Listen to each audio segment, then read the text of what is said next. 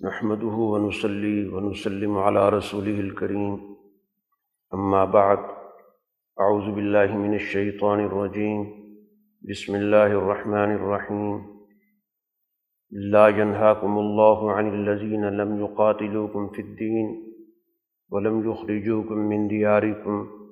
أن تبروهم وتقسطوا إليهم إن الله يحب المقسطين انما ينهاكم الله عن الذين قاتلوكم في الدين واخرجوكم من دياركم وظاهروا على اخراجكم ان تولوهم ومن يتولهم فاولئك هم الظالمون صدق اللہ العظیم۔ محترم حاضرین مجلس اور میرے عزیز دوستو، اللہ تعالیٰ نے اس دنیا میں انسانوں کی فطرت کو جن بنیادوں پر قائم کیا، انہی بنیادوں پر اللہ تعالیٰ نے اس دنیا میں نظام ہدایت بھی عطا کی۔ ان دونوں کے درمیان ایک باہمی تعلق، اور اسی اساس پر اللہ تعالیٰ کی طرف سے جو بھی ہدایت دی گئی اس میں کل انسانیت کے جو تقاضے تھے، جن کو نوعی تقاضے بھی کہا جاتا ہے، ان کو پوری طرح پیش نظر رکھا ہے۔ انسانوں کے درمیان جو بنیادی وحدت ہے اس کو ملحوظ رکھا گیا، اس لیے انسانوں کے درمیان کوئی ایسی تفریق یا تقسیم جس میں کسی بھی طور پر کسی کے ساتھ زیادتی ہو، ظلم ہو، اس کے حقوق کو ضائع کیا جائے، اس کی گنجائش کسی نبی کی شریعت میں نہیں رہی۔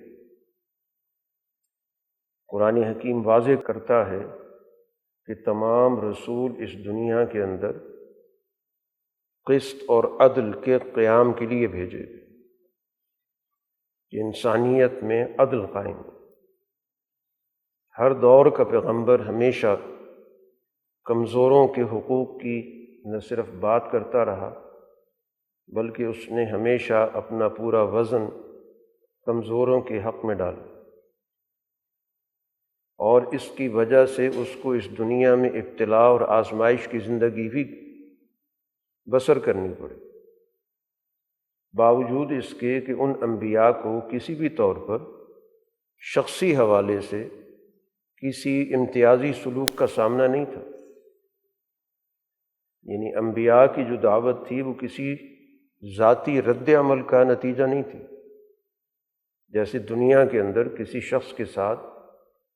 ناانصافی ہوتی ہے، زیادتی ہوتی ہے، تو وہ اس کے خلاف آواز اٹھاتا ہے، اس میں ایک رد عمل ہوتا ہے۔ تو انبیاء علیہ الصلوۃ والسلام کا معاملہ ایسا نہیں۔ انہوں نے جو بھی جدوجہد کی، جو بھی آواز اٹھائی، جو بھی مشکل برداشت کی، وہ دوسرے لوگوں کے لیے کی، ورنہ شخصی طور پر تمام انبیاء اپنے دور کے اندر جو بھی اس وقت کا بڑا خاندان ہوتا تھا یا جس خاندان کی بالادستی ہوتی تھی، اسی خاندان سے ہی ان کا تعلق ہوتا تھا۔ صرف ایک آدھ نبی کو چھوڑ کر، جس کا قرآن نے ذکر بھی کیا، لوط علیہ الصلوۃ والسلام کا، کہ ان کو اللہ تعالیٰ نے جب مبعوث کیا تھا جس بستی کی طرف، تو وہ بستی ان کے لیے اس درجے میں ان کو قوت نہیں دے سکی۔ وہاں پر ان کا کوئی بھی اس خاندان کا یا اس برادری کا، قبیلے کا آدمی نہیں تھا، جس کا انہوں نے باقاعدہ اظہار بھی کیا اس موقع پر کہ جب ان کے پاس فرشتوں کی صورت میں مہمان آئے تھے اور ان مہمانوں کو بدسلوکی کا سامنا ہوا، تو لوط علیہ الصلوۃ والسلام کی زبان پر یہ بات آئی تھی کہ کاش میرے پاس طاقت ہوتی، او آوی الی رکن شدید۔ تو اس ایک آدھ واقعے کے علاوہ تمام انبیاء علیہم السلام جس جگہ پر ان کی بعثت ہوئی ہمیشہ ان کا تعلق اس وقت کے مضبوط خاندان سے ہوتا ہے، اس لیے ان کو شخصی طور پر کسی قسم کی پریشانی نہیں ہوتی، کوئی احساس کمتری نہیں ہوتا، یا ان کے حقوق کی ذاتی طور پر کوئی ضیاع کی شکل نہیں ہوتی، لیکن وہ دوسروں کے لیے جدوجہد کرتے، دوسروں پر ہونے والے ظلم کو وہ قبول نہیں کرتے، اس لیے ان کو اپنے قبیلے سے بھی مقابلہ کرنا پڑتا ہے، ان کی مخالفت بھی مول لینی پڑتی ہے، حتیٰ کہ ان کی طرف سے جو بھی ناروا سلوک ہوتا ہے وہ انہیں برداشت کرنا پڑتا ہے، جیسے رسول اللہ صلی اللہ علیہ وسلم کو مکہ مکرمہ میں سامنا ہوا، اپنے ہی قبیلے قریش کی طرف سے ہی ساری مزاحمت ہوئی، اسی کی طرف سے سوشل بائیکاٹ تک ہوا، انہی لوگوں کی زبان سے آپ کے بارے میں جو غلط قسم کی گفتگو ہے وہ بھی آپ کو سننی پڑی۔ تو انبیاء کی جو جدوجہد ہوتی ہے وہ کمزور لوگوں کے لیے ہوتی ہے، انہی کے حقوق کے لیے ہوتی ہے، وہ ان کے ساتھ کھڑے ہوتے ہیں، ان پر ہونے والے ظلم کے خلاف آواز بلند کرتے ہیں، ان کی طاقت بنتے ہیں، ان کے ہاں کسی بھی طور پر جو انسانیت کی تقسیم کا نظریہ ہے اس کی کسی بھی درجے میں گنجائش نہیں ہوتی، ان کے سامنے صرف ایک ہی بنیادی بات ہوتی ہے کہ ہم نے مظلوم کا ساتھ دینا، اس کے لیے آواز بلند کرنی، اس کے لیے طاقت بننا۔ تو دین اسلام اسی بنیادی اصول پر ہی اپنی معاشرت اور اپنی معیشت اور اپنا سماج اور اپنی سیاست سارا کا سارا نظام اسی بنیادی اصول پر قائم کرتا ہے، اور رسول اللہ صلی اللہ علیہ وسلم نے اسی اسلام کی تکمیل کی، اس کے وہ بنیادی اصول واضح کیے جس کے ذریعے آپ نے ایمان لانے والی جماعت کی تربیت کی، کہ ان کا بنیادی مقصد اس دنیا کے اندر ظلم کو مٹانا ہے، مظلوم کے حق میں آواز بلند کرنی ہے، اور جب ان کے پاس صلاحیت موجود ہو اس مظلوم کو ظالم کے چنگل سے نجات دلانی ہے۔ کسی بھی طور پر مقصد اقوام کے وسائل پر قبضہ کرنا نہ رسول اللہ صلی اللہ علیہ وسلم کا منشا رہا، نہ اس کے بعد خلافت راشدہ کا، اور اس کے بعد کے ادوار کے اندر بھی اقوام کے وسائل پر قبضہ کر کے اپنے علاقوں کے اندر ان کو منتقل کرنا، یا ان کے ذریعے اپنی قبیلوں کی حیثیت بڑھا دینا، یا اپنے ہم نواؤں کی معاشی حالت کو اعلیٰ درجے پر لے جانا، یہ کبھی بھی ان کے پیش نظر نہیں تھا۔ رسول اللہ صلی اللہ علیہ وسلم کے خطوط کا مطالعہ کریں تو ان خطوط کے اندر جو گفتگو کی گئی ہے مختصر سے جملے ہیں، لیکن وہ دین کی اور رسول اللہ صلی اللہ علیہ وسلم کے مشن کی حقیقت کو واضح کرتے۔ ہر حکمران کو جو خط لکھا گیا اس میں یہی کہا گیا کہ اسلم تسلم، حقائق قبول کر لو، محفوظ رہو، ہمیں کسی بھی طور پر تمہارے وسائل سے کوئی دلچسپی نہیں، نہ ہم تم پر کسی قسم کی کوئی حکومت کرنا چاہتے، لیکن یہ ضرور چاہتے ہیں کہ تم اس چیز کو قبول کر لو تاکہ تمہارے معاشروں کے اندر جو ظلم کا نظام ہے وہ مٹے، تم سچائی کو قبول کرو تاکہ اس سچائی کے اصول پر اپنی سوسائٹی کی تشکیل کرو، تم اپنی قوموں پر جو ظلم کر رہے ہو اس سے باز آ جاؤ، اور یہی تنبیہ کہ اگر تم بات نہیں مانو گے تو پھر تم پر تمہارا بھی وبال ہے اور تمہاری قوم کا بھی وبال، تمہارے کاشتکاروں کا، تمہارے کمزوروں کا، تمہارے مزدوروں کا بھی تم پر وبال آئے گا۔ اور صرف تنبیہ پر اکتفا نہیں کیا کہ جب اس کو قبول نہیں کرو گے تو پھر ظاہر بات ہے کہ ایک مسلمان کی یہ ذمہ داری بنتی ہے، مسلمان جماعت کی ذمہ داری بنتی ہے کہ وہ کمزوروں کے حقوق کی حفاظت کرے، قطع نظر اس کے کہ ان کا مذہب کیا ہے، ان کی زبان کیا ہے، ان کا کلچر کیا ہے۔ اسی اساس پر ہی مسلمانوں کو دنیا کے اندر کامیابی بھی حاصل ہوئی اور دنیا نے ان کو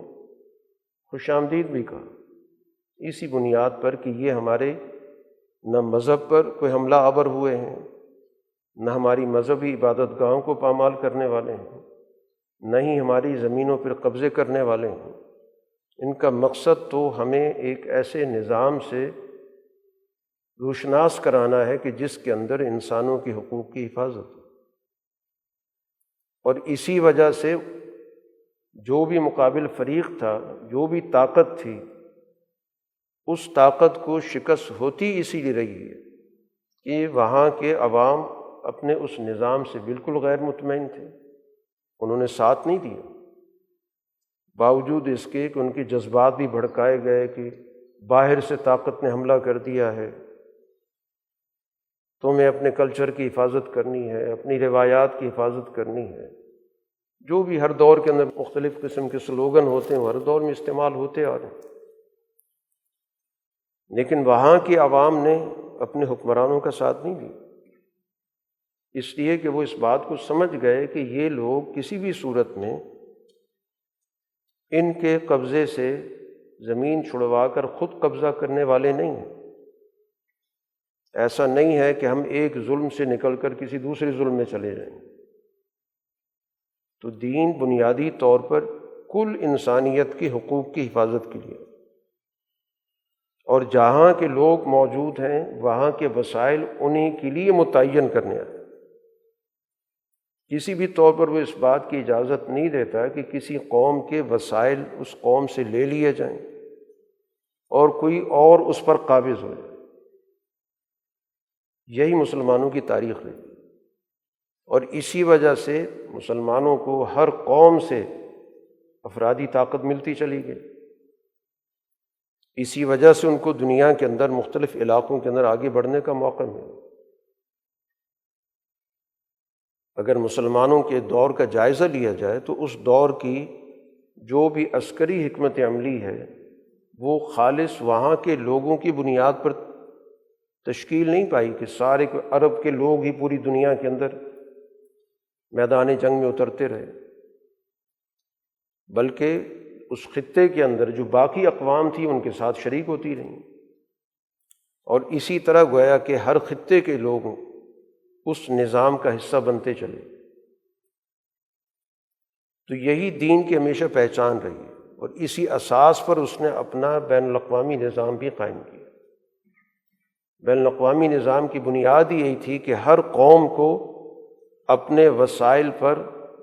اولین اختیار حاصل ہو، سب سے پہلے وہ وسائل اس قوم کے ہیں، اس علاقے کے ہیں، اور اسی طرح وہاں کے لوگ اگر اعلیٰ نظریے کو قبول کر لیتے ہیں تو ان کو ہی وہاں پر حکومت کرنے کا اختیار ہے۔ اس لیے سلمان فارسی رضی اللہ تعالیٰ عنہ کو فارس بھیجا گیا کہ وہ وہاں کے آدمی ہیں، وہاں کے حالات کو جانتے ہیں، وہاں کی زبان سے واقف ہیں، وہاں کی روایات سے واقف ہیں، تو وہ زیادہ موزوں طریقے سے وہاں کے نظام کو چلا سکتے ہیں۔ اسی طرح ہر علاقے کے اندر اگر کوئی فرد وہاں موجود نہیں ہے پھر تو یقیناً وہاں پر کسی موزوں فرد کو بھیجا گیا، اور اس کا بھی مقصد یہی تھا کہ وہ لوگوں کو تعلیم دے، ان کو اس قابل بنائے کہ وہ اس نظام کی سوجھ بوجھ پیدا کریں اور اس کو چلانے کی صلاحیت پیدا کریں۔ جیسے حضرت عمر فاروق رضی اللہ تعالیٰ عنہ نے اس کوفہ کے علاقے کی طرف عبداللہ ابن مسعود رضی اللہ تعالیٰ عنہ کو تعلیم و تربیت کے لیے بھیجا کہ وہاں کے لوگوں کو جا کے دین کی صحیح تعلیم دو۔ اور عبداللہ بن مسعود ظاہر ہے کہ دین کے حوالے سے ایک بہت بڑا نام ہے، دین کی سمجھ فقہ کے حوالے سے۔ حضرت عمر کے اپنے الفاظ ہیں کہ ایک ایسا شخص جس کو میں اپنے پاس رکھنے کو ترجیح دیتا ہوں، میں اس کو کسی صورت میں اپنے آپ سے علیحدہ نہیں کرنا چاہتا،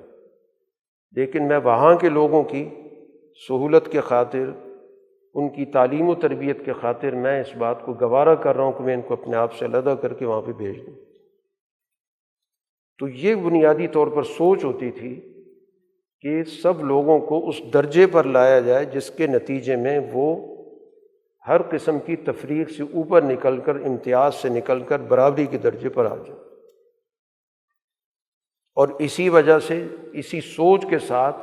دنیا کے اندر دین کو فروغ حاصل ہوا۔ اسی بنیاد پر، کسی قسم کی اس کی نسلی بنیاد نہیں ہے۔ تو آپ دیکھیں کہ اس وقت امت کے اندر، خاص طور پر اہل سنت کے اندر، 6 کتابیں بڑی معتبر سمجھی جاتی ہیں حدیث کے حوالے سے، صحیح بخاری، صحیح مسلم وغیرہ، اور یہ 6 کی 6 کتابوں کے لکھنے والے ان میں سے ایک بھی عرب نہیں، لیکن ان کتابوں کی پوری دنیا کے اندر اہمیت سمجھی جاتی ہے، چاہے عرب ہو یا عجم ہو۔ کبھی کسی نے اس پہ سوال نہیں اٹھایا۔ کچھ لوگوں نے باتیں کرنے کی کوشش کی ہے جو سے حدیث کی اہمیت کو نہیں مانتے، انہوں نے تو یہ فضول قسم کی گفتگو کی ہے کہ یہ اجمیوں کی لکھی ہوئی ہے اور یہ ایک اجمی سازش ہو گئی ہے، بجائے اس کے کہ وہ اس نقطہ نظر سے دیکھتے کہ اس دین نے اجمیوں پر کتنا اعتماد کیا، کہ ان کی لکھی ہوئی احادیث کی جمع کردہ کتابیں وہ گویا کہ سب کی نظروں میں معتبر سمجھی جاتی ہیں۔ تو یہ سب سے بڑی علامت ہے کہ اسلام نے اپنے ماننے والوں کے اندر صلاحیت پیدا کی، اور صلاحیت کی بنیاد پر جو بھی جہاں سے بھی آیا، اس نے جو بھی کردار ادا کیا، چاہے علم کے میدان میں کیا، چاہے سیاست کے میدان میں کیا، چاہے قضاء کے میدان میں کیا، عدالت کے اس میں کیا، قانون سازی کے حوالے سے کیا۔ اب دنیا کے اندر مسلمانوں کی جو سب سے بڑی تعداد ہے مسلمانوں میں سے، وہ امام ابو حنیفہ کو قبول کرتی ہے، ان کی رائے کو مانتی ہے، اور امام ابو حنیفہ ایک اجمی ہے، فارس سے ان کا تعلق ہے، ان کی رائے مانی جاتی ہے، ان کے فہم دین کو دنیا کے اندر معتبر سمجھا جاتا ہے۔ کبھی کوئی یہ تنقید نہیں کرتا کہ ان کا کیا فہم دین ہوگا، ان کا تو تعلق جو ہے وہ عرب سے نہیں تھا۔ تو دنیا کے اندر دین اسلام نے عملاً اس بات کو ثابت کیا کہ وہ انسانیت کا دین، اس لیے اولین تاریخ سے لے کر اور جب تک دنیا کے اندر اس کا نظام موجود رہا، اس نے عملاً اس بات کو ثابت کیا کہ اس کا نظام بنیادی طور پر انسانی نظام تھا، انسانی حوالے سے تھا۔ کمی بیشی ظاہر انسانوں کے اندر موجود ہوتی، شخصی کمزوریاں اپنی جگہ پر، لیکن فکر کی کمزوری ان معنوں کے اندر کہ انسانوں کو تقسیم کر دیا جائے، ان کو بانٹ دیا جائے، اور کسی گروہ کو کسی گروہ پر مسلط کر دیا جائے، استحصالی سوچ کے ساتھ کوئی نظام چلایا جائے، تو اس طرح کی چیزیں دین اسلام کے اندر موجود نہیں۔ آج کے دور کا آپ جائزہ لے لیں، جس کو کہا جاتا ہے بڑا ترقی یافتہ دور ہے، سائنس نے بڑی ترقی کر لی ہے، دنیا خلا میں پہنچ گئی، مختلف سیاروں میں پہنچ گئی، وہ زمین کے اندر کی چیزوں کو بھی دریافت کر رہی ہے، کائنات کے اسرار و رموز دریافت ہو رہے ہیں، لیکن ہم نے سماجی اعتبار سے اگر دیکھا جائے تو انسانی سماج اس وقت جس پریشانی کے حالت میں ہے کہ جو غالب قوتیں ہیں وہ دنیا کے اندر کمزور قوموں پر حملہ آور، ان کے وسائل پہ قبضہ کرتے ہیں، کسی بھی طور پر وہ چھوٹے ملک کو برداشت کرنے کے لیے تیار نہیں ہو، جو ان کے لیے کسی قسم کا کوئی خطرہ بھی نہیں ہوتا۔ یہ آج کی تاریخ تو یہی ہے، اور پھر بڑی ڈھٹائی کے ساتھ اس پر گفتگو کی جاتی ہے۔ کوئی ملمہ کاری بھی اب ختم ہوگی، کسی زمانے میں ملمہ سازی کی جاتی تھی کہ فلاں ملک کے اندر جمہوریت نہیں ہے، فلاں ملک کے اندر انسانی حقوق کا مسئلہ آ گیا، لیکن آج کے دور کے اندر تو اس قسم کا کوئی پردہ بھی نہیں کہ ایک ملک کے منتخب صدر کو اغوا کر لیا جاتا ہے اور کہا جاتا ہے اس ملک کو ہم چلائیں گے، اس ملک کے وسائل پر ہمارا حق ہے۔ بھٹائی کا یہ عالم ہے کہ ایک ملک جس کے اپنے وسائل ہیں، جس کی اپنی آبادی ہے، جو اپنا ایک نظام رکھتا ہے، اچھا یا برا جو بھی ہے، وہاں پر اس طرح کی کارروائی ہونا اور اس کو پوری دنیا کے اندر نشر کرنا اور ڈھٹائی کے ساتھ اس پر گفتگو کرنا، اس کی مثال ہمیں تاریخ کے اندر نہیں ملتی۔ اور دنیا کا جو عالمی نظام نام نہاد بنا رکھا وہ سارا فیل ہے، اس موضوع پر بات تک کرنے کے لیے اس کے پاس ہمت نہیں ہے، کیونکہ انہوں نے پہلی ایک ایسی انجمن بنا دی جس کو کہا گیا تھا کہ کفن چوروں نے ایک عالمی انجمن بنا رکھی ہے، کہ جس میں مل بیٹھتے ہیں، کچھ تقریریں ہو جاتی ہیں اور اس کے بعد کسی ایک کے فیصلے کے مطابق ساری کی ساری دنیا چلتی ہے۔ اور یہ وہ لوگ ہیں کہ جن کی دین اسلام پر تنقید ہے کہ دین اسلام رجعت پسند ہے، دین اسلام دنیا کے اندر قوموں کو مغلوب بنا لیتا ہے، غلام بنا لیتا ہے۔ قرآن حکیم کی آیت جو شروع میں پڑھی گئی سورہ ممتحنہ کی آیات ہیں، وہاں پر قرآن حکیم نے واضح طور پر ایک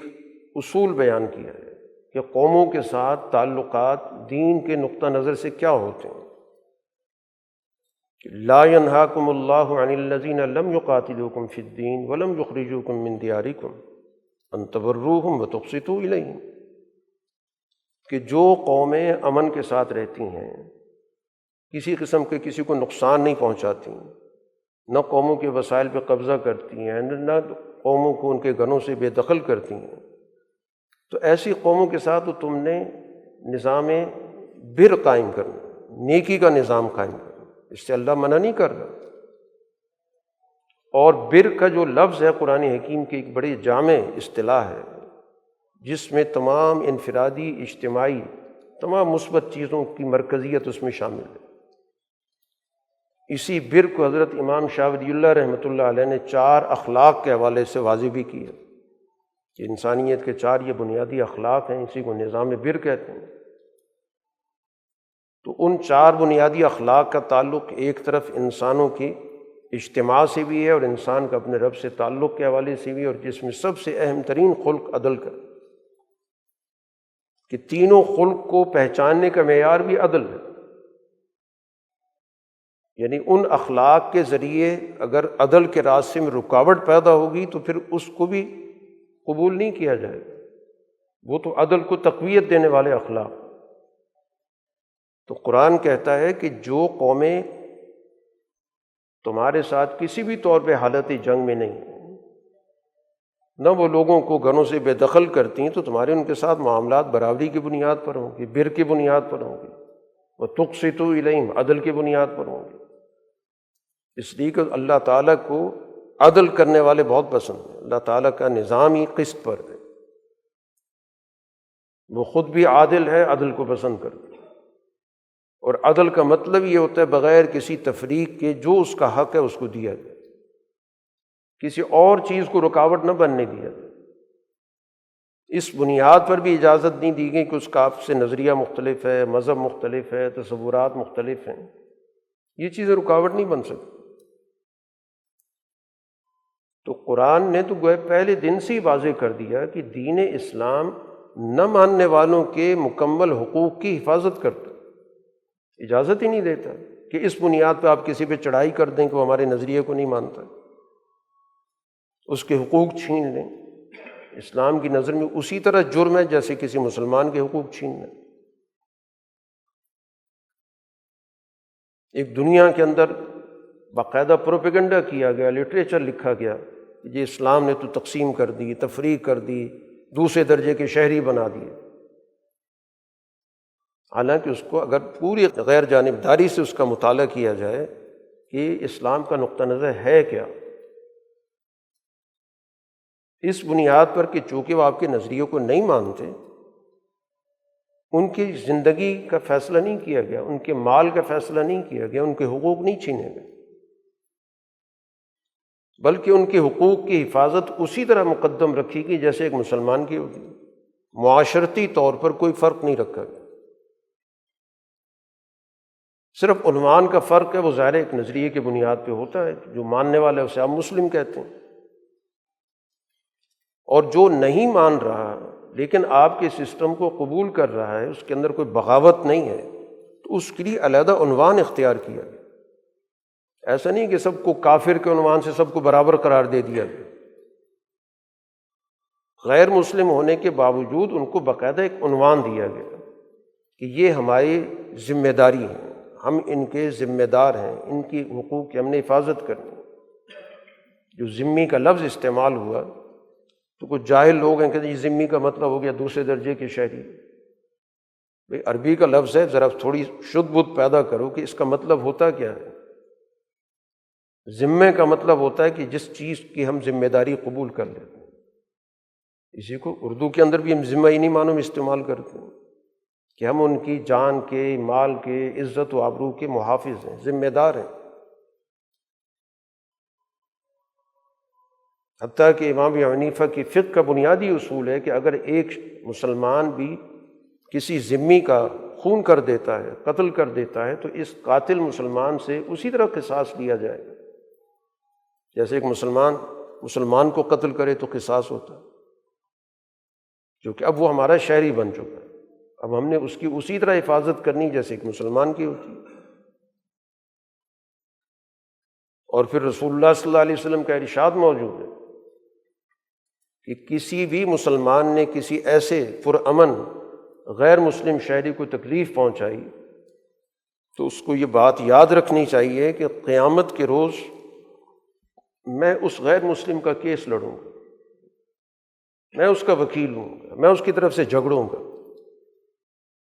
تو آپ دیکھ لیں کہ وہاں پر رسول اللہ صلی اللہ علیہ وسلم اس کے ساتھ نہیں کھڑے جو آپ کا کلمہ پڑھ رہا ہے، اس کے ساتھ کھڑے جو آپ کو مانتا ہی نہیں۔ تو دین نے عملاً اس دنیا کے اندر یہ نظام پیدا کیا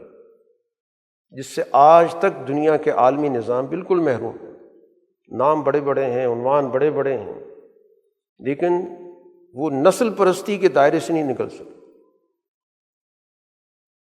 ایک خاص خطے کے مفاد کو وہ پوری دنیا کے مفاد پر غالب سمجھتے ہیں، وہ سمجھتے ہیں پوری دنیا ہمارے لیے چراگاہ ہے،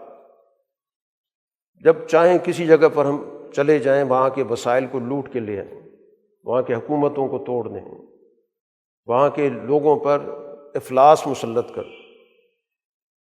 ایک عرصے سے گویا کہ یہ دنیا دیکھ رہی ہے، اور کہا یہ جا رہا ہے کہ یہ دنیا کا جمہوری نظام ہے۔ یہی تو فاشزم کہلاتا ہے۔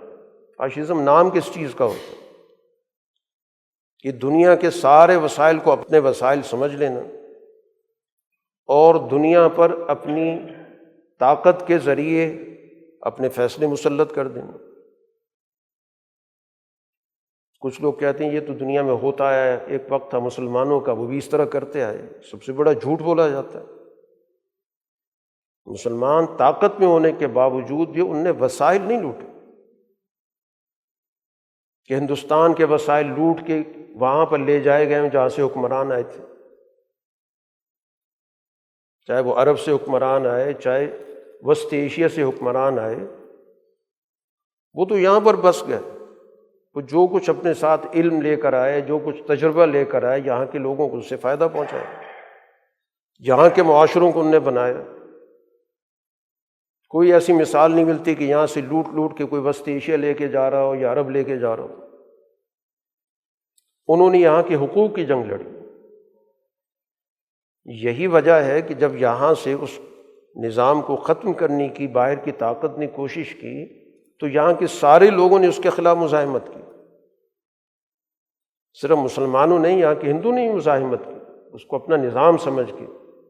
کہ ان لوگوں نے ہمیں حقوق دے، ہمیں انسانیت دی، ہمیں تعلیم دی، ہمیں کلچر دیا، ہمیں بہت سارے علوم سے انہوں نے واقف کرایا، اور یہ دنیا کے ایک عالمی نظام جو امریکہ کی قیادت میں چل رہا ہے،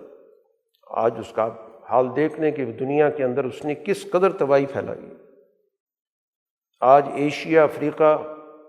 تو پہلے ہی ظاہر ہے اس کی نظر میں تھے، لاطینی امریکہ بھی اس میں چلا گیا،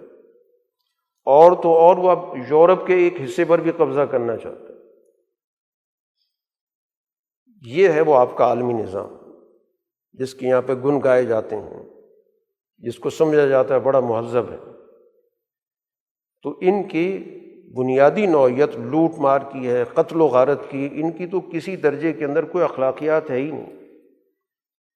یہ سارے عنوانات تھے، جمہوریت، انسانی حقوق، فلاں کے حقوق وغیرہ وغیرہ۔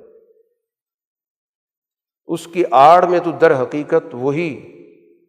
طبقہ تھا کہ جس کے بنیادی مقاصد پوری دنیا کے وسائل پر قبضہ کرنا۔ وہ چھوٹی سی اقلیت جو پوری دنیا کو سمجھتی ہے کہ یہ ساری دنیا ہمارے لیے پیدا ہوئی ہے، باقی تو کیڑے مکوڑے ہیں، جیسے چاہے ان کے بارے میں فیصلے کریں۔ تو اس وجہ سے ہمیں سب سے پہلے تو اس بات کو سمجھنا ہے کہ یہ اس چیز کا تسلسل نہیں جو ہمیں بتایا جا رہا ہے کہ ایک وقت میں مسلمان غالب تھے تو وہ بھی ایسا ہی کیا کرتے تھے، آج یہ غالب آ گئے تو یہ بھی ایسے ہی کر رہے ہیں۔ گویا ذہنی طور پر آپ اس چیز کو قبول کر لیں، طاقت کی نفسیات کو، تو یہ سب سے بڑا جھوٹ ہے۔ اسلام کسی بھی صورت میں اس بات کی اجازت نہیں دیتا کہ کسی بھی حوالے سے آپ کسی قوم کے وسائل پہ قبضہ کریں۔ حکومتیں بھی اس لیے ختم ہوئی، انہیں مزاحمت کی، لیکن وہاں پر وہیں کے لوگوں کو تیار کر کے ان کے ہاتھ میں نظام دے دیا گیا۔ اسی وجہ سے جب مسلمانوں کا نظام دنیا سے ختم بھی ہوا تو کہیں سے بغاوت نہیں ہوئی کہ یہ کہا جائے جبر کے ماحول میں رہتے تھے، جب ان کی پر سے جبر کا ماحول ختم ہو گیا تو فلاں فلاں ملک جو ہے اس نے اس دین سے چھٹکارا حاصل کر کے اور پرانے کسی مذہب یا کلچر کی طرف چلا گیا۔ کوئی مثال نہیں ملتی۔ اگر کسی علاقے کے اندر لوگوں کو اسلام سے مرتد کیا بھی گیا تو اس کے اور حوالے موجود ہیں، اور اس میں بہت سارے طریقے اختیار کیے گئے، لوگوں کی ناواقفیت سے فائدہ اٹھایا گیا، ان کی معیشت کو تباہ کر کے ان کو بھوک کی حالت میں رکھ کر ان کی زندگیوں سے کھیل کر جبر کر کے ان کے مذہب بدلوائے گئے۔ تو اس وجہ سے قرآن حکیم نے ہمیں بڑا واضح اصول دے دیا کہ جنگ کس سے ہوتی ہے، مقابلہ کس سے ہوتا ہے۔ تو اسلام نے اس بنیاد پر نہیں کہ چونکہ وہ کافر ہے اس لیے ہم نے اس سے لڑنا ہے، وہاں پر انہی دو آیات کے اندر بڑی بنیادی بات بتا دی گئی کہ انما ینہاکم اللہ عن الذین قاتلوکم فی الدین واخرجوکم من دیارکم وظاہروا علی اخراجکم ان تولوہم۔ ہاں، اللہ تعالیٰ ان سے ضرور منع کرتا ہے جو تم سے اس بنیاد پہ جنگ کرتے ہیں کہ تم نے ایک دین کو کیوں قبول کر لیا اور تم کو گھروں سے بے دخل کر دیتے ہیں اور بے دخلی کے لیے دوسروں سے تعاون کرتے ہیں۔ تو منع کس چیز سے کر رہا ہے کہ ان کے ساتھ دوستی نہیں ہو سکتی، کسی بھی صورت میں وہ تمہارے دوست نہیں بن سکتے، کیونکہ انہوں نے دشمنی پیدا کی ہے، انہوں نے تمہارے وسائل چھینے ہیں، تم سے تمہارا مذہب جو ہے وہ چھینا ہے یا اس کی بنیاد پہ جبر کیا، تمہیں گھر بار سے بے دخل کیا، تمہیں وسائل سے محروم کیا۔ تو وہ تو عقل کی بات قرآن کر رہا ہے نا، کبھی بھی آدمی ظاہر ہے ایسے آدمی سے دوستی کر سکتا ہے، کوئی کسی کے گھر پہ قبضہ کر لے اور کہے جی میرے ساتھ دوستی کر لو، تعلقات معمول پر لے آؤ، عام فہم سی بات ہے، قرآن نے وہی بات کی، کوئی ایسا مذہبی حکم نہیں دیا کہ انسان کی عقل تو کچھ اور کہتی ہے اور مذہبی تقاضے کے تحت ہمیں اس حکم کو قبول کرنا پڑتا۔ وَمَن يَتَوَلَّهُمْ فَأُولَٰئِكَ هُمُ الظَّالِمُونَ۔ اب ایسے لوگوں سے جو دوستی کرتا ہے وہ تو ظلم کرنے والے ہیں، جو اس عالمی طاقت سے جو دوستی کر رہے ہیں اور سمجھتے ہیں کہ وہ ان کا دوست ہے تو بھی ظلم، یہ بھی ظالم ہے، یہ بھی اسی پلڑے میں چلے گئے، اسی کشتی میں سوار ہو گئے کہ جن کو بجائے اس کے کہ مظلوم کے ساتھ ہوتے، قوموں کے حقوق کی حفاظت کرتے، کیونکہ ظاہر ہے جب ایک قوم متاثر ہوتی ہے تو پھر اگلی قوم تیار کھڑی ہوتی ہے، وہ بھی اس کو بھی ذبح کیا جاتا ہے، پھر اگلی بھی کھڑی ہوتی ہے۔ اگر یہ سمجھتے ہیں کہ یہ معاملہ یہیں پر رک جائے گا، بات ختم ہو جائے گی، تو بہت بڑی حماقت ہے۔ اسی بنیاد پر تو اس نے مختلف قوموں پہ قبضے کیے، پڑوسی یہی سمجھتا رہا کہ یہ اس پر برا وقت آ گیا، یہ وقت مجھ پہ نہیں آئے گا، اس کے بعد اس پر بھی آیا، اگلے پر بھی آیا۔ یہ تو آپ کے سامنے داستان موجود ہے، جو 21ویں صدی ہے اس کے اندر کیا کچھ ہوا، قوموں کو جو کچھ نہ کچھ خود اختیاری دی گئی تھی وہ ان سے چھینی گئی، جو کالونیل نظام سے لوگ نکلے تھے، انہیں اپنے اپنے قومی نظام بنائے تھے، وہ سارے قومی نظام ان کے ہاتھ سے لے لیے گئے۔ کسی ملک کے اندر افراتفری ہے، انتشار ہے، گروہیت ہے، ایک چھوٹے ملک کے اندر مزید تقسیم کا عمل چل رہا ہے، تقسیم در تقسیم، اسی لیے کہ اس پر حکومت کرنا آسان ہوتا ہے۔ یہی سوچنے کی چیز ہے ان لوگوں کے لیے جو حقوق کے نام پر تقسیم کی سیاست کو قبول کر لیتے ہیں، جس نے بھی تقسیم کی سیاست کو قبول کیا وہ بالآخر غلام بنا، وہ اس کے تابع ہو۔ اب یہ ساری تاریخ کو نظر انداز کر کے آج بھی کچھ لوگ ایسے ہیں کہ جو چاہتے ہیں کہ نہیں ایک ریاست کے اندر مزید کوئی ریاست بنا دی جائے حقوق کے نام پر، تو وہ انجام دیکھ سکتے ہیں، قوموں کا موجود ہے کہ صومالیہ کے ساتھ کیا ہو رہا ہے، یمن کے اندر کیا ہو رہا ہے، عراق کو کیسے تقسیم کیا گیا ہے، یہ پوری دنیا کی داستان ہمارے سامنے موجود ہے۔ تو اس لیے عقل و شعور کے ساتھ معاملات کو دیکھنے کی ضرورت ہے، اس چیز کو دیکھنے کی ضرورت ہے کہ اس دنیا کے اندر یہ سارا کا سارا عالمی نظام کس بنیاد پہ استوار ہے، کس بنیاد پر قوموں کے وسائل پہ قبضے ہو رہے ہیں، ان کے نظاموں کو ختم کیا جائے، ان کے اپنے بنائے ہوئے نظام ہیں، اس ملک کے لوگوں کا حق ہے اپنے نظام کو چلائیں جیسے چلانا چاہتے ہیں۔ اس بات کا تو کسی کو اختیار نہیں ہے کہ وہ دوسرے ملک پہ حملہ کر کے آپ اس کے ایک منتخب صدر کو اٹھا کے لے آئیں اور ڈٹائی کے ساتھ اسے مستقل گفتگو ہو رہی ہے، یعنی اس کے بارے میں کسی قسم کا کوئی جواز دینے کی بھی ضرورت نہیں محسوس ہو رہی، جواز ہو تو بتائیں۔ یہی چاہا جا رہا ہے کہ ہم اسی طرح ساری دنیا کو ڈرائیں اور بتا دیں کہ انجام یہ ہوتا ہے۔ تو اس لیے بہت زیادہ ضرورت ہے کہ اپنی صحیح فکر کو سمجھا جائے، اور خاص طور پر جب ہم دین اسلام کی بات کرتے ہیں تو دین اسلام کی وہ پوری تاریخ کہ اس نے دنیا کے ساتھ کیا معاملہ کیا۔ آج ہماری ناواقفیت سے فائدہ اٹھایا جاتا ہے، یہ کہہ دیا جاتا ہے کہ دنیا میں تو ہمیشہ طاقت کا راج ہوتا ہے، کل طاقت آپ کے پاس تھی آج ان کے پاس چلی گئی۔ تو یہ سب سے بڑا فریب ہے کہ ہم نے دنیا کے اندر اگر راج کیا طاقت کے بل بوتے پر تو ہم نے کچھ اصول متعین کیے، اصولوں پر چلیں، ان اصولوں سے ہٹ کے کبھی بھی نظام نہیں چلایا گیا۔ ایک نہیں بیسیوں مثالیں موجود ہیں، اس تاریخ کا مطالعہ کریں۔ ہم نے ہمیشہ دنیا کے اندر اس بنیاد پر کہ قوموں کے وسائل اسی قوم کے لیے ہوتے ہیں، اور وہاں پر جابر حکمران ہیں ان وسائل کو اپنے حق میں استعمال کرتے ہیں، تو انہی سے جان چھڑوائی گئی اور انہی لوگوں کے ہاتھوں میں نظام دل دیا۔ جو ان کے حکمران تھے ان سے ان کی جان چھڑوائی گئی، اس کے بعد ان کا اپنا نظام۔ جہاں ان کو تعاون کی ضرورت تھی یقیناً، کیونکہ جب ایک نئے نظام وجود میں آتا ہے اس کے لیے افراد کی ضرورت ہوتی ہے، لیکن ان افراد کا مقصد لوگوں کو تعلیم و تربیت دے کے اپنے پاؤں پہ کھڑا کرنا ہے کہ اپنا عدالتی نظام چلائیں، اپنا انتظامی نظام چلائیں۔ تو ابتدائی دور پر تو یقیناً ایک نظام چلانے کے لیے افراد باہر سے گئے، لیکن جب وہاں کے لوگوں کو تعلیم و تربیت مل گئی، بات کو سمجھ گئے، تو لوگوں کے ہاتھوں میں نظام آ گیا۔ تو یہ بنیادی طور پر مسلمانوں کے عالمی نظام کی کیفیت ہے، اور اسی بنیاد پر اس نے اس بات کو واضح کر دیا ہے کہ جہاں کے وسائل ہیں سب سے پہلا استحقاق وہاں کے لوگوں کا، کسی بھی درجے میں کسی اور قوم کو اختیار نہیں ہے کہ اس کے وسائل پہ جا کے قبضہ کرے۔ ہاں، برابری کی بنیاد پہ کوئی معاہدہ ہوتا ہے، تعاون ہوتا ہے، وہ تو ضروری ہے کہ مختلف جگہوں پر مختلف وسائل موجود ہوتے ہیں، انسانیت کو اس سے فائدہ اٹھانا ہوتا ہے، لیکن باہمی تعاون کی بنیاد پر کہ ایک قوم دوسرے کو کیا فراہم کرتی ہے، اس کے بدلے میں کیا اس سے لیتی ہے۔ تو باہمی تعاون پر تو عالمی نظام انصاف کا نظام ہوتا ہے، لیکن یک طرفہ جبر کا جو نظام ہوتا ہے وہ کسی بھی صورت میں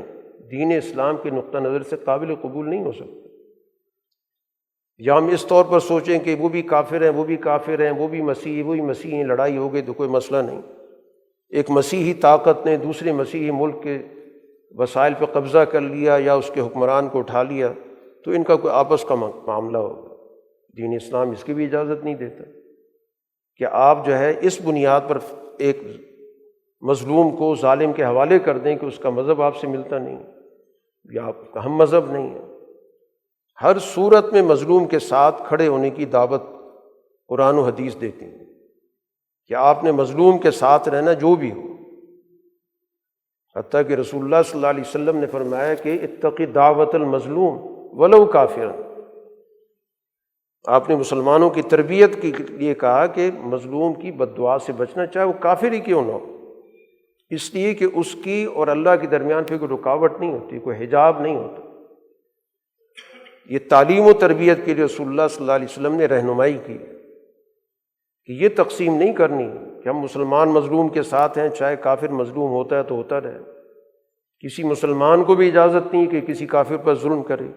اس بنیاد پر کہ وہ کافر ہے، یہ ہمارے دین کو نہیں مانتا۔ اور پھر کافر کے لفظ کے اندر بھی بہت ساری تقسیم ہے، ہر کافر سے لڑائی کا تو اسلام نے حکم ہی نہیں دیا۔ یہ جو تعصب دیا جاتا ہے کہ ہر کافر سے مسلمان لڑتا ہے، ایسا نہیں ہے۔ صرف وہ جو میدان جنگ میں اتر آیا، آپ کے مقابلے پر آ گیا، جس نے اعلان جنگ کر دیا، جس نے آپ کے وسائل پہ قبضہ کر لیا، اس سے جنگ ہوتی ہے۔ کسی بھی پرامن شخص سے، پرامن کافر سے کوئی جنگ نہیں ہوتی۔ جو بھی اپنا مذہب رکھتا ہے، جو بھی عقیدہ رکھتا ہے، حتیٰ کہ وہ اپنے نظام کفر کے اندر ایسی چیزوں پر بھی چل رہا ہے جو ہمارے اسلام کے نقطہ نظر سے جائز نہیں ہے، تو بھی آپ ان کو نہیں چھیڑ سکتے۔ مثلا جیسے مجوسیوں کا ایک نظام تھا، ان کا جو ازدواجی آئلی نظام تھا، اس میں اس بات کی اجازت تھی کہ ایک بھائی اپنی بہن سے رشتہ نکاح کر سکتا ہے، جس کی اسلامی کوئی گنجائش نہیں ہے، لیکن اس کو نہیں چھیڑا گیا۔ ٹھیک ہے، ان کے مذہب میں ہوگا، ہم تو تصور بھی نہیں کر سکتے اس چیز کا۔ اس کو قطعاً اس کے اندر کوئی مداخلت نہیں کی گئی کہ جو ان کا مذہب ہے، جو بھی ان کا عقیدہ ہے، جو بھی ان کی فقہ ہے، اس پہ عمل کرو۔ تو 20 مثالیں موجود ہیں، حتیٰ کہ وہ چیزیں جو اسلام کے نقطہ نظر سے حرام ہیں، وہ اس حرام کا آپس میں کاروبار کرنا چاہتے ہیں، کرتے ہیں، چاہے ہمارے نقطہ نظر سے وہ ناقابل قبول ہے، ایک مسلمان نہیں کر سکتا، اس کو اس کی اجازت نہیں ہے، لیکن ایک کافر برادری ہے، وہ اپنے طور پہ کرنا چاہتے ہیں، کریں۔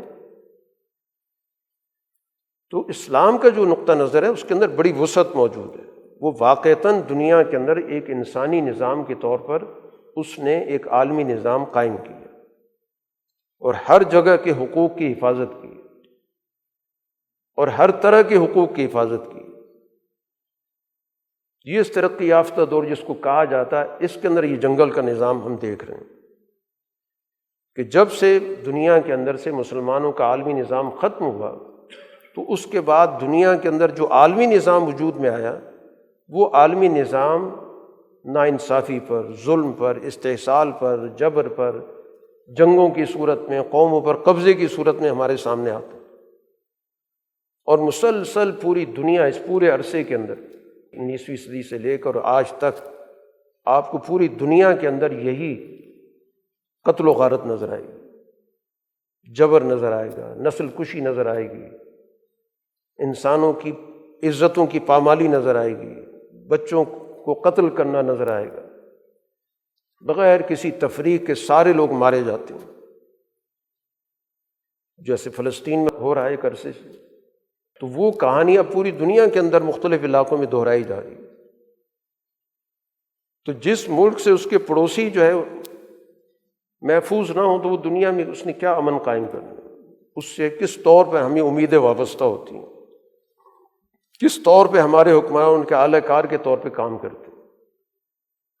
حالانکہ اس کو کسی سے کوئی تعلق نہیں۔ اعلی کار آپ 100% بھی بن جائیں، کب تک خیر منائیں گے؟ جب اس کو ضرورت ہوگی اس نے اپنا نظام چلانا ہے۔ یہ غلط فہمی ہوتی ہے یا خوش فہمی ہوتی ہے کہ یہ سمجھا جاتا ہے کہ ہم نے فلاں ملک کی ساری شرائط مان لی ہے تو لہٰذا اب ہماری خیر رہے گی۔ خیر کسی کی بھی نہیں ہوتی۔ تو اس لیے عقل و شعور کے ساتھ چیزوں کو سمجھنے کی ضرورت ہے، اور خاص طور پر اس چیز کو جاننا ضروری ہے کہ جو ہمارا ورثہ ہے وہ عدل و انصاف کا ورثہ ہے، اس کی ہمیں پوری واقفیت ہونی چاہیے، اور اس کے تناظر میں ہمیں آج کا منظر دیکھنا چاہیے کہ آج کے حالات کیا ہیں۔ وہ دین کا نظریہ، دین کا ورثہ، دین کی تاریخ ہم سے تقاضا کرتی ہے کہ ہم اپنے اس ورثے کو، اس کی بنیادی روح کو پیش نظر رکھ کے اس دنیا کے اندر ایک صحیح فکر کا تعارف کرائیں، اس فکر کی بنیاد پر لوگوں کے اندر بیداری پیدا کریں، شعور پیدا کریں، ان کے اندر اس فکر و شعور پر ایک نظم و نسق کی سوچ پیدا کریں، تاکہ اس سوسائٹی کو اس بدترین صورتحال سے نکالنے کے لیے جو ہمارا کردار ہے وہ ہمیں ادا کرنا ہوگا۔ اللہ تعالی ہمیں دین کا صحیح فہم عطا فرمائے، ہماری سوچوں کو بلند کرے، شعور عطا فرمائے، اور ہمارے سامنے حق اور باطل کی، ظالم اور مظلوم کی جو تمیز ہے اس کو واضح کرے، اور ہر صورت میں ہر مظلوم کے ساتھ رہنے کی، اس کے لیے آواز اٹھانے کے لیے، اس کے لیے ظلم کے خلاف آواز اٹھانے کے لیے، اس کا ساتھ دینے کے لیے ہمیں اللہ تعالیٰ توفیق بھی عطا فرمائے،